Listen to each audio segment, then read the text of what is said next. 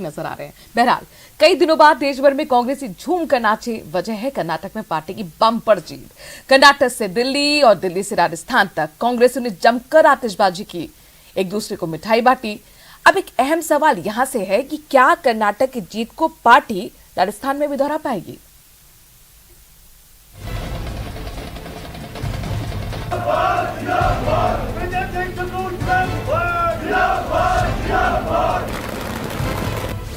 कर्नाटक में कांग्रेस की प्रचंड जीत, राजस्थान में इसका कितना असर?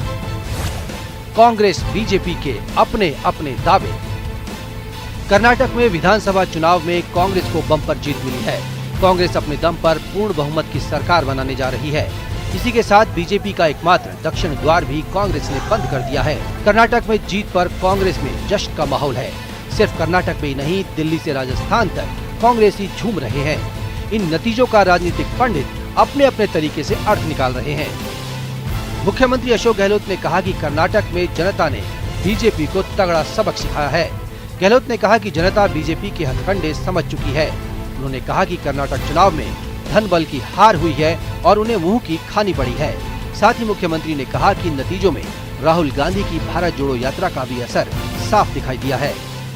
आम पब्लिक इनके हथकंडों को समझ चुकी है कि आप जो है चुनी सरकारों को आप इस प्रकार से हॉर्स ट्रेडिंग करके खरीद फोर्स करके फिर आप सरकार बदलते हो, फिर लोकतंत्र कहाँ रहेगा? आज लोकतंत्र इसलिए आम आदमी का मान सम्मान है कि वोट मांगने हमें जाना पड़ता है, पैरों में हाथ लगाना पड़ता है, आशीर्वाद मांगना पड़ता है। अगर यही कमजोर हो जाएगा तो लोकतंत्र कहाँ रहेगा? ये लोग को भी पसंद नहीं करेंगे हिंदुस्तान के लोग। अब इनको सबक सिखाना शुरू कर देंगे। प्रदेश कांग्रेस प्रभारी सुखजिंदर सिंह रंधावा ने यहाँ तक कह दिया कि कर्नाटक की जीत का असर यहाँ विधानसभा चुनाव में भी दिखाई देगा। रंधावा ने कहा कि कर्नाटक की जनता ने भ्रष्टाचार के खिलाफ वोट दिया है और बीजेपी की धर्म और जाति के नाम पर बांटने की मानसिकता को नकार दिया है।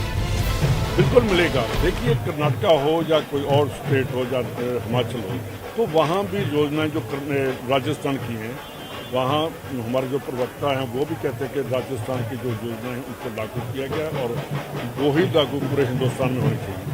तो अगला सवाल आप करेंगे कि वहाँ डिफरेंसेस हैं, वो हम सॉर्ट आउट कर लेंगे। कर्नाटक में भी एक फेस होकर कांग्रेस के राहुल जी के नेतृत्व में हमने इलेक्शन लड़ी है, वहाँ राजस्थान में भी कांग्रेस का ही नाम है।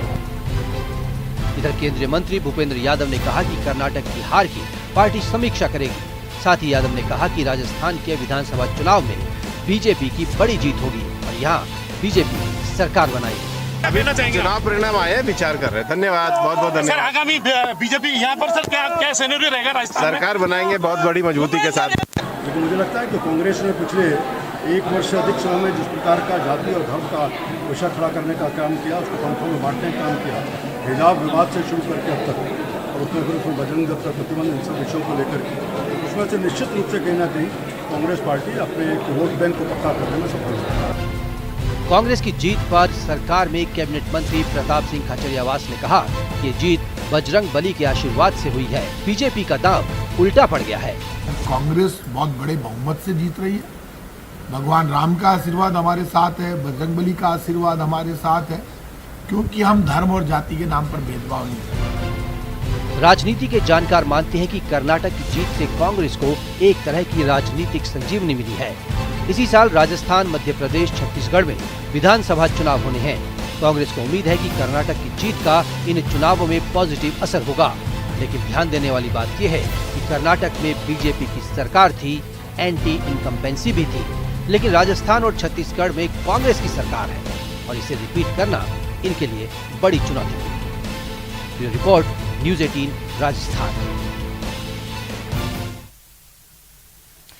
कांग्रेस का दावा यही कि मोमेंटम जो जीत का है वो बरकरार रहेगा। बढ़ते हैं आगे, जोधपुर का रुख करते हैं। जोधपुर बिलाड़ा के हरियाणा ठाणा गांव में मुख्यमंत्री ने महंगाई राहत कैंप और प्रशासन गांव के संग अभियान का निरीक्षण किया। उन्होंने राजीविका की स्टॉल पर महिलाओं द्वारा तैयार उत्पादों की जानकारी ली, प्रशंसा की। साथ ही लाभार्थियों से संवाद करते हुए जो लाभार्थी उषा देवी है उनको 4 करोड़वां मुख्यमंत्री गारंटी कार्ड सौंपा गया। लाभार्थियों ने जनहितैषी योजनाओं के लिए उनका आभार भी जताया। जिला कलेक्टर हिमांशु गुप्ता ने मंच परिस्थिति को स्पष्ट करते हुए कहा कि राज्य सरकार की ओर से पूरे प्रदेश में चलाए जा रहे महंगाई राहत कैंप में गारंटी कार्ड लगातार वितरित किए जा रहे हैं, जिसके तहत अब तक 4 करोड़ कार्ड बांटे जा चुके हैं और इन्हीं में से जो 4 करोड़वां कार्ड है वो हरियाणा थाना की उषा देवी को सौंपा गया।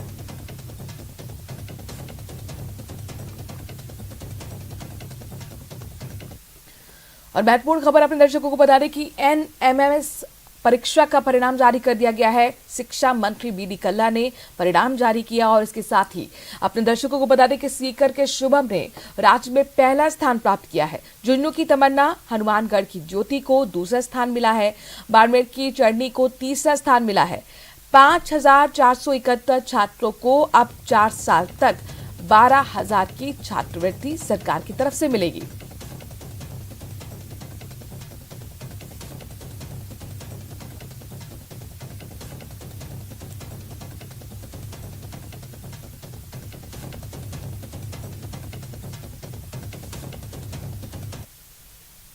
कोटा से खबर है जहां पर लापता कोचिंग छात्र का अब तक कोई सुराग नहीं लग पाया है।